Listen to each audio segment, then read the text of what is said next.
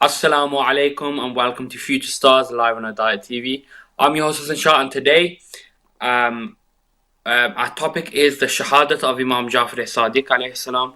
And before we continue with that, I'd like to introduce my guest. Assalamu alaikum, my name is Nisba. Assalamu alaikum, my name is Mohsin. Thank you for that introduction. Okay, so it's been now quite. How long has it been from? It's been last week we just did that episode, didn't we? Yeah. And what did we talk about in that episode? We talked about events that occurred in Shawwal, like Gentle Baki's demolition and the Battle of Uhud. Yeah. So we talked about Shawwal and the events that took place in Shawwal. Yeah. In the past and in currently as well. Yeah. And one of those events was obviously what we're talking about today, the Shahadat of Imam Jafar Sadiq alayhi salam. Yeah. One of the maybe to non-Shia, one of the most one after obviously Imam Hassan, Imam Hussein, and Imam Ali alayhi salam. I would think one of the most known out of the Imams that we talk about, the 12 Imams. Yeah. So there's a lot of stuff that maybe people at home already know about, but there's some other stuff that they might not know, which hopefully we'll be able to add to their knowledge today. Okay, so any of you two want to give an introduction or anything to say about Imam Jafar Sadiq alayhi salam? He was the sixth Imam, and in my opinion, the most widely known that he's known about is his knowledge, and he opened up a school. And he had many students there, and he would just share his knowledge. He was mainly known for him and his sharing of knowledge. Yeah. Yeah, Mohsin? Yeah, I was going to say what Mr. said, that he opened up, I think he was the first Imam that opened up a school where he taught a lot of famous students, which later went on to be, they went on to be like brilliant scientists and so on. So he was one of the first Imams, or if not the first Imam, to open up a school to teach a lot of people about the world, biology and so on, physics, chemistry and so on. Okay, so we have this knowledge about Imam Jafar Sadiq alayhi salam, yeah, that he established something, yeah, that he made like this, how we can kind of call it an education center, yeah, where he was able to teach people. So, do you guys know the circumstance in how he was able to establish this this center of education, where he was able to facilitate learning about Islam, yeah, and he also facilitated and encouraged people to learn about other things as like Moses said, science, yeah. There's loads of other things were facilitated because of his teachings, yeah. So do any of you know about how this center was able to be established and how did it come about? Any I'm of you pretty have sure it was I'm pretty sure it was during a time of war where two tribes were having a war. So whilst they were busy fighting one another, he had the time to build a mosque and teach people various different things. So, and most in there, you explained it, I made some good points there. It was in a period where we saw the Khilafat change, like how people call like dynasties. Yeah, there was like this change. Yeah, so the Umayyads were having trouble with the Abbasids, who are now trying to start their um, own empire. Yeah, yeah, and take over what the Umayyads have. Yeah, because of this, now the Umayyads are too busy with the Abbasids. Yeah, so Imam Jafar Sadiq had now this opportunity, yeah, because how many years was now there this like persecution on the Imams, yeah, but now he had this chance, now he had this time that he was able to openly, yeah, and he took advantage of this and he was able to establish this facility, yeah. So this is why maybe we're known as the our school of thought is known as Jafari. Yeah, it's because of this time period where he was able to establish and set up, and it was very, very openly. We was he was able to uh, most one of the most open ways he was able to teach. He was one of the most open imams to able to teach because he wasn't under as much persecution as the other imams. He was under some persecution, but not to the level as that the other imams had to be were silenced a lot. Yeah, but because of this dispute, yeah, because of uh, this conflict, yeah, he was able to take advantage and establish this center of education. Yeah, so mostly Misbah, if any, we'll go for Misbah first. If you, whatever you bought, if you would like to, let's start off with the love salawat. Allahumma salli ala اللهم Muhammad. صل على محمد وعلى محمد. What do you want to?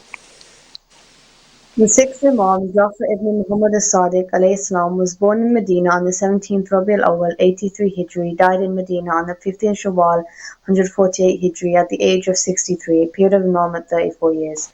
It is known from various history books and various sources of hadith that when Imam as-Sadiq was a young boy, he used to come to the school to read as founded by his father, the fifth Imam, and instead of learning as many other youngsters and older people did, he used to discuss serious matters of fiqh and jurisprudence and with much older students of the madrasas. In one such discourses when he was only 11 years old, when he entered a classroom where pupils were discussing on the subject of astronomy, he pointed out to the surprise of everyone except his own father that the earth cannot be flat, because of the way the sun rises in the east and sets in the west, and the day and night change in 24 hours. It cannot be possible. In his opinion, the earth must be round, otherwise this would not have happened in such a precise manner. All the students were astonished, but his father smiled and said nothing. The above story is mentioned in a book compiled by the five French scholars at Strasbourg in France with the title The Heart of the Shia Scholarship. The book has been translated in Persian and has now been translated in English with possible references. Upbringing. Up to the age of 12 years, Jafar was brought up under the guidance of his grandfather, Imam Zain al-Abidin, whose main concern was to worship his Maker and reflect on the tragic events of Karbala, and whose main avenue of teaching was through supplications. 22 years had elapsed since then, yet the remembrance of the tragedy of Karbala was so fresh in his memory. So as soon as Imam Jafar gained understanding, he was profoundly impressed by the continuous grief of his grandfather, so much so that he felt as if he himself was present during that tragedy. He also contemplated on the presence of his father, Imam Bakr, who was only 3 years old at that time. Imam as-Sadiq alayhi considered it his duty to convene the recitation gatherings, majlis, about the sorrowful event of Karbala. He was 12 years old when his grandfather expired. Then, up to the age of 31, he passed his time under the guidance of his father, Imam Bakr Islam. It was the time when Umayyad politics were tottering and Muslims were approaching Imam Baqir Islam in thousands. Their need for knowledge was fulfilled by the Imams of the Ahlul Bayt. In 114 Hijri, Imam Baqir Islam died and the responsibilities of Imamate devolved on the shoulders of Imam Jafar Sadiq. Hisham ibn Abdul Malik was still ruling in Damascus and political disturbances were afoot. The passion of taking revenge on Bani Umayyah was strong and several descendants of Imam Ali Islam were preparing themselves to overthrow the regime. Most prominent among them was Zayd, the respected son of Imam Abdin Islam. His religious zeal and piety were known throughout Arabia. He was Hafiz of the Quran and he had taken upon himself the stand of removing the tyranny of the Umayyads. This is a very precarious juncture for Imam as-Sadiq Islam in regards to the tyranny of the Umayyads. He agreed with his uncle Zayd, for whom he had a great deal of respect, but due to his far-sighted judgment, Imam could clearly see that Zayd's rising with while organized Umayyad forces would be of no avail. He therefore advised him not to start this venture. Salawat. Allahumma. Allahumma salli ala Muhammad wa ali Muhammad. Fajr. Thank you for that, Misbah. Yeah, Misbah, they're giving us some details on the background and some of the context and the history of Imam Jafar Sadiq's early life. Yeah, and him starting his imamat as well. Yeah. So Mohsin, you've got the next thing. So can we start Mohsin off with the salawat. Allahumma salli ala Allahumma salli Muhammad wa ala Muhammad wa ali Muhammad. But Zayed was too far out in his zeal and would not stop.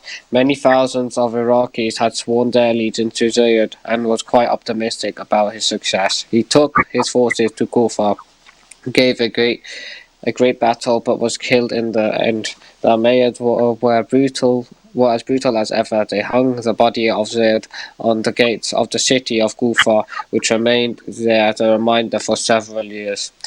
1 year after Zayd's death, his son Yahya gained the same path and received the same fate. Imam Sadiq was aware of all this, but realized that this was not the time to take any such active part. His main occupation was to spread the religious sciences of the Ahlul Bayt as much as possible while time was on their side. Revolution. The last days of the Umayyads were ruffled by political disturbances. Changes in governors were many, and Imam Sadiq witnessed the rise and fall of many kings. After Hashim Walid, then his son Yazid, then Ibrahim, then Marwan and al-Himar gained the throne. The capture of the latter terminated the monarchy of the tyrannical Umayyads. During the last phase of the tottering Umayyad rule, the Abbasids were actively engaged in anti-Umayyad activities. They took advantage of the situation and formed an association with the slogan, "Right to rule is for the family of the Prophet." They pledged in one of their meetings in Medina, in which Muhammad Nafsi Zakiya, the great grandson of Imam Hassan salam, was present, that when the Abbasids, when the Umayyads state topples, the Khalifa will be reverted to the Ahlul Bayt. It is clear that to rule the Islamic world was not the job of every Hashemite or Abbasid. It was the right of those divinely appointed descendants of the Holy Prophet of who God had chosen to lead humanity, but these high-thinking souls never wished to take undue advantages of the situation with the aid of cunning tactics. In short, the Imams, the descendants of Imam Ali alayhi salam, tried to acquire power through political trickery. But the Abbasids took no doubt the opportunity of the situation, availing themselves of the silence by the Imam and of the compassion people had for the Hashemites. The Abbasids were true Hashemites. They saw their chances to rise to power. But when they established themselves on the throne, they became the enemies of the Ahlul Bayt, in the same degree or more than which had been adopted by the heartless Umayyads. One of the prominent agents of this revolution was Abu Salma al-Halal, who was especially compassionate towards Ahlul Bayt.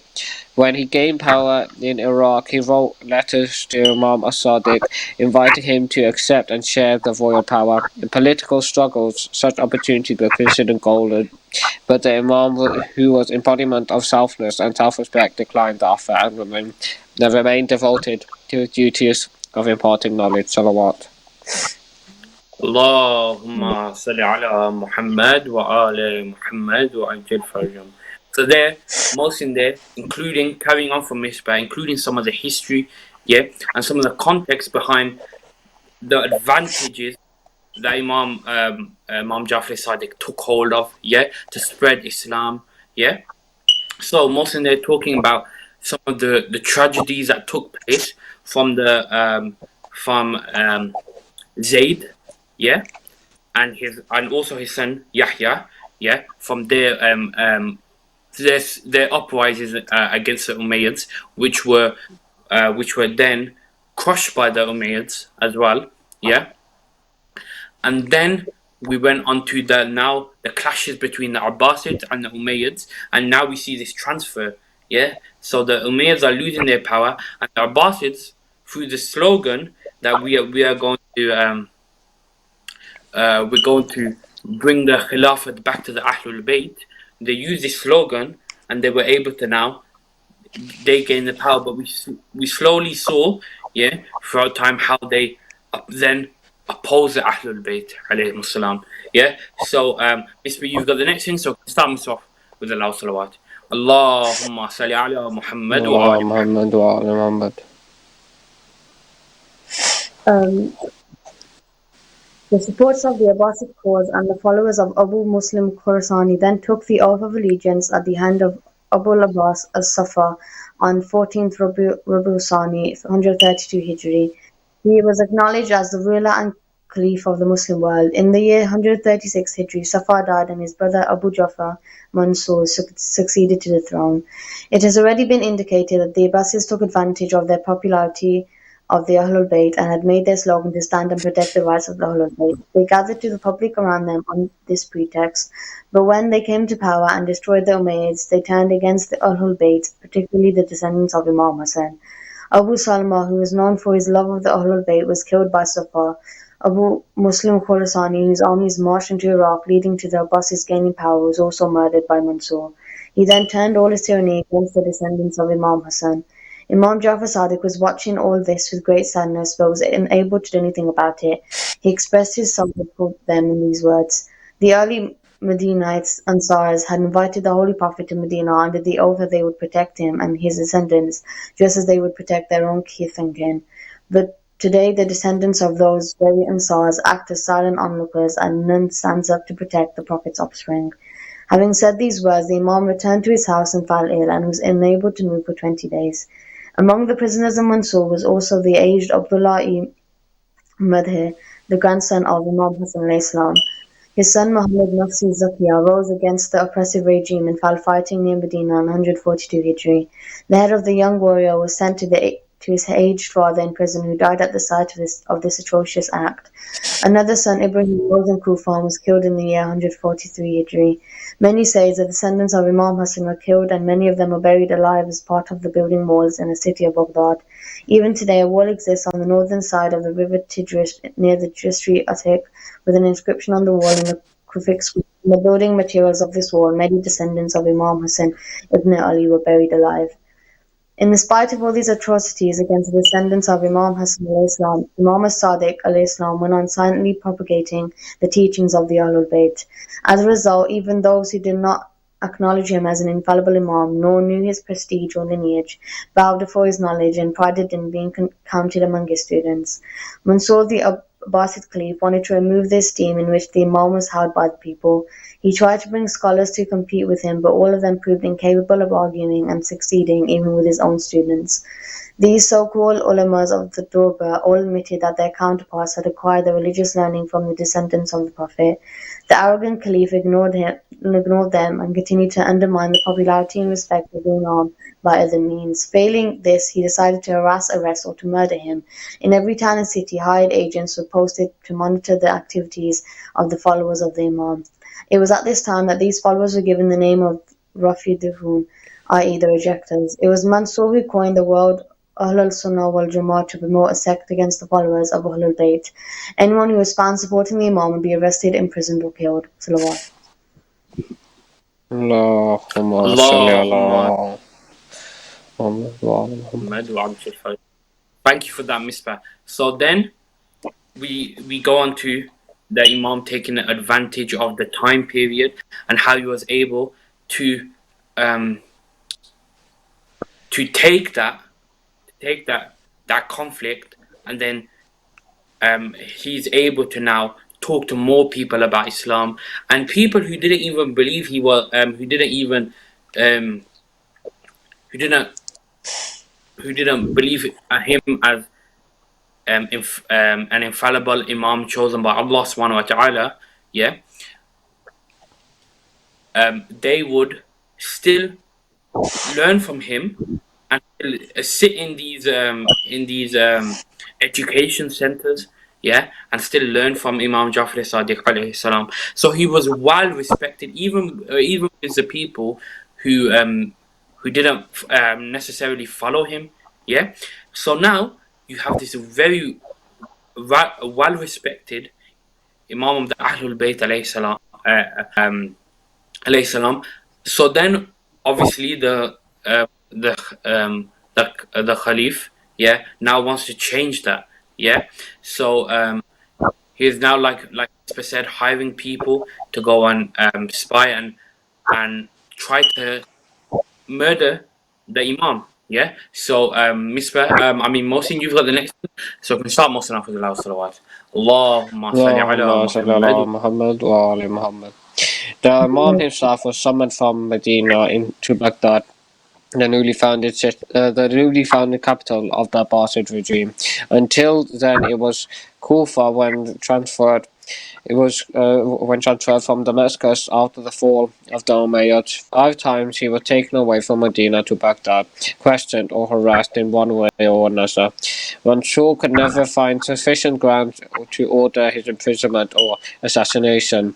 On the other hand, the consequence of this stay of the Imam in Iraq only expanded the circle of those who wanted to learn the teaching of the Ahlul Bayt from him.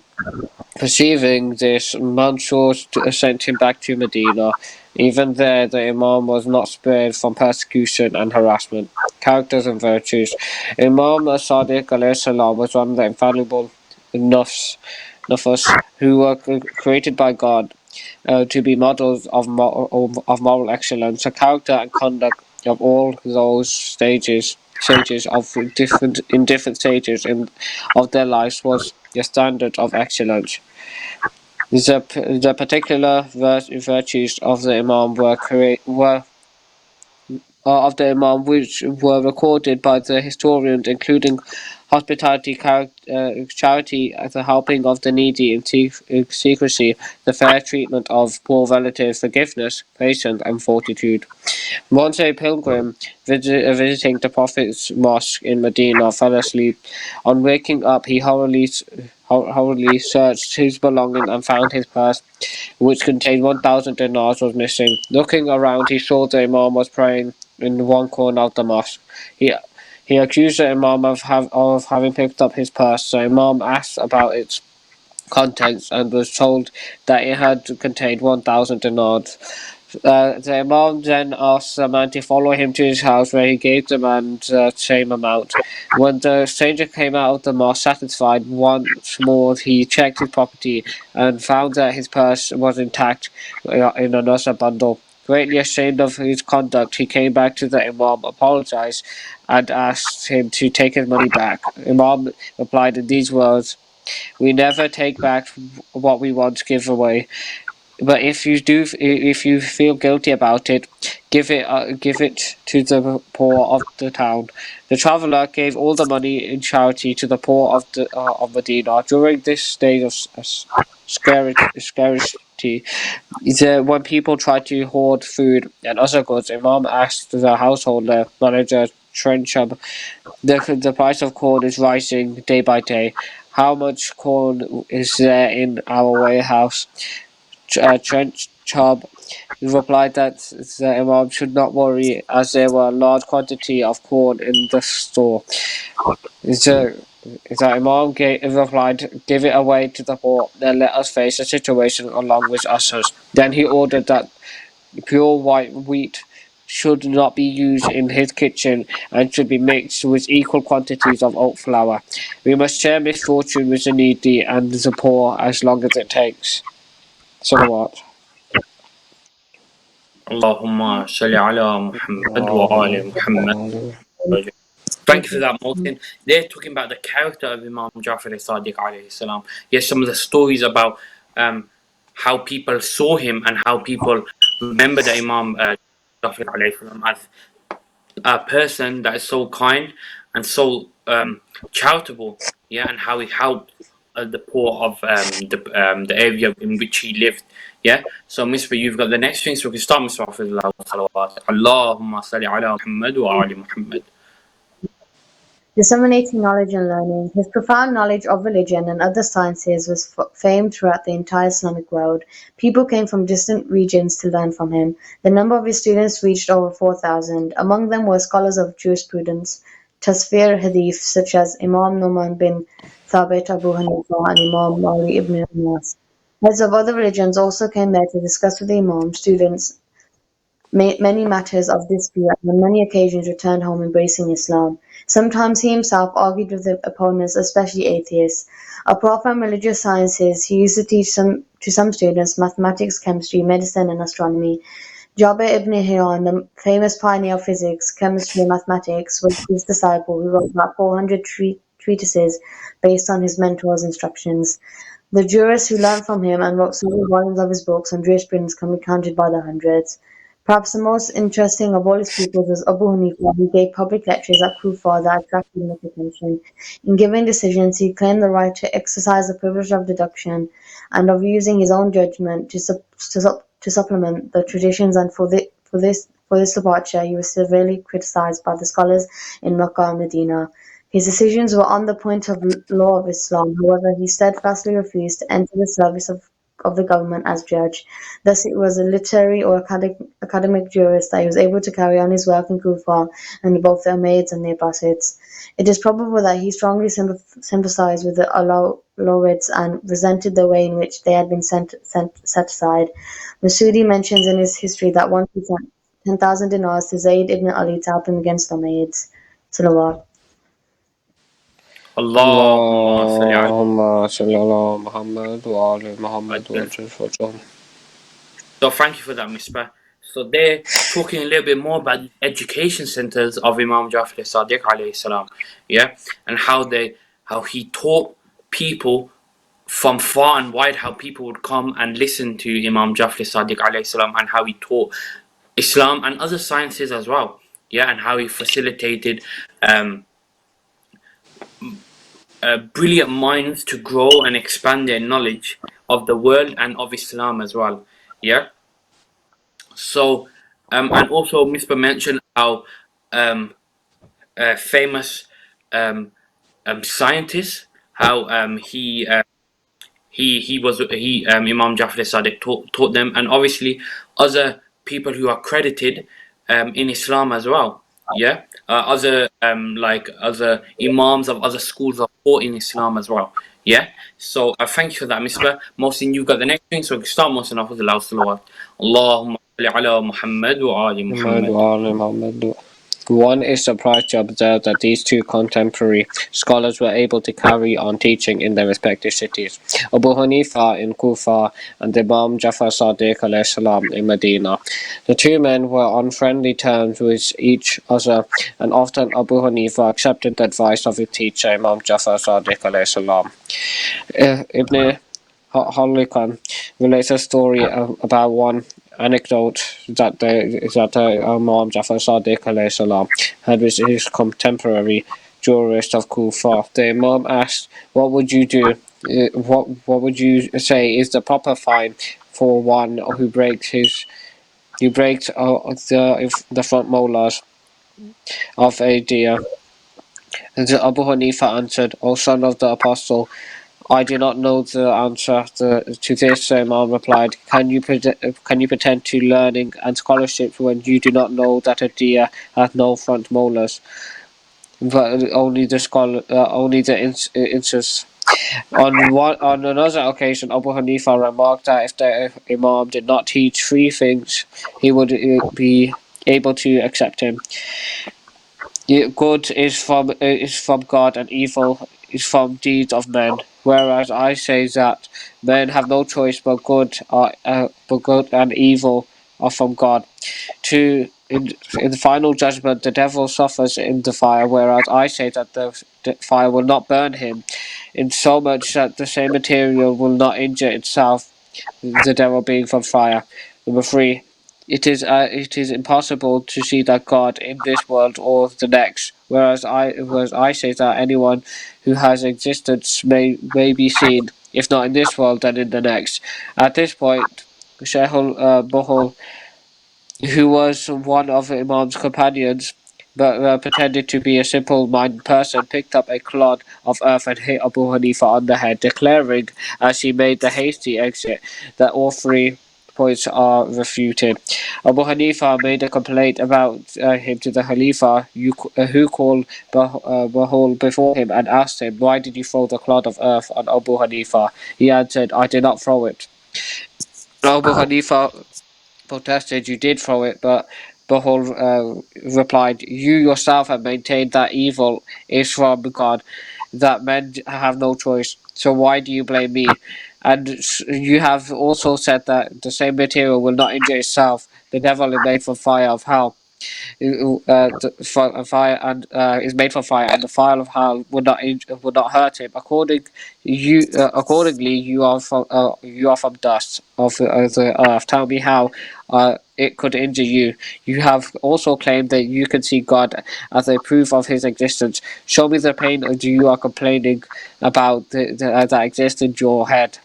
Abu Hanifa had no answer to that, and he eventually agreed to the Imam Jafar Sadiq taught about these things. Nevertheless, Abu Hanifa was highly respected by those friends of Ahlul Bayt, for they heartily endorsed a remark made by Abu Hanifa concerning Mansur, and all such oppressors was the Banu Umayyah or the Banu Abbas. Abu Hanifa eloquently declared that if such men would build a masjid and command him to the simple task of counting the bricks, he would not do it, for they are dissolute, and the dissolute are not worthy of authority of leadership. Ultimately, Mansur heard this remark and cast Abu Hanifa into prison, where he remained until his death. Abu Hanifa remarks were based on the verse in the Quran, where God said to Abraham, "I am about to make thee an imam to mankind." And Abraham asked, "Of my offspring also?" But God answered, "My covenant embrace not of the idolaters." On the question of freedom, which was much under discussion at that time, the Imam taught that God decreed some things for us, and He was likewise decreed some things through our agency. What decreed for us on our behalf was concealed from us, but what He has decreed through our agency was revealed to us. We are not concerned, therefore, so much with that He decreed for us as we are with what He has decreed through our agency. Salawat. اللهم صل على محمد وآل محمد وعجل فرجهم. Thanks for that, Mohsin. So more about the stories of some of the students of Imam Jafar Sadiq alayhi salam. Yeah. Now a story about a student that doesn't fully agree with Imam Jafar Sadiq alayhi salam, but still learnt from him and tried to understand from the Imam Jafar Sadiq alayhi salam.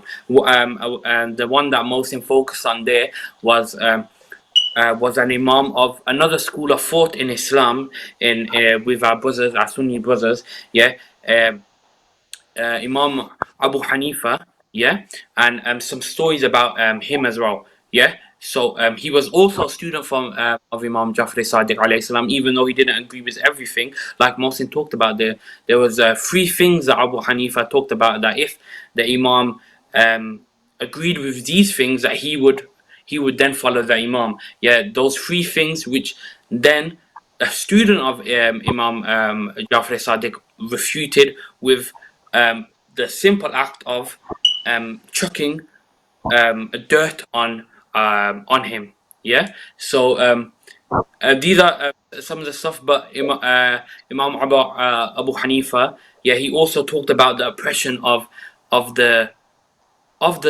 Umayyads and also the Abbasids of that time as well. Yeah. So so they're another student of Imam Jafar Sadiq alayhi salam. So Miss, I think you might have the last thing. So can we start, Miss, off with the last salawat? Allahumma salli ala اللهم صل Muhammad. على محمد وآل محمد.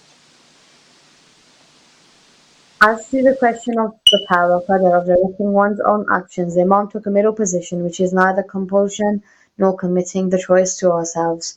He was accustomed to say in prayer, "O God, thine is the praise that I give thee, and to thee is the excuse if I sin against thee. There is no work or merit on my own behalf or on behalf of another, and in evil there is no excuse for me or for another.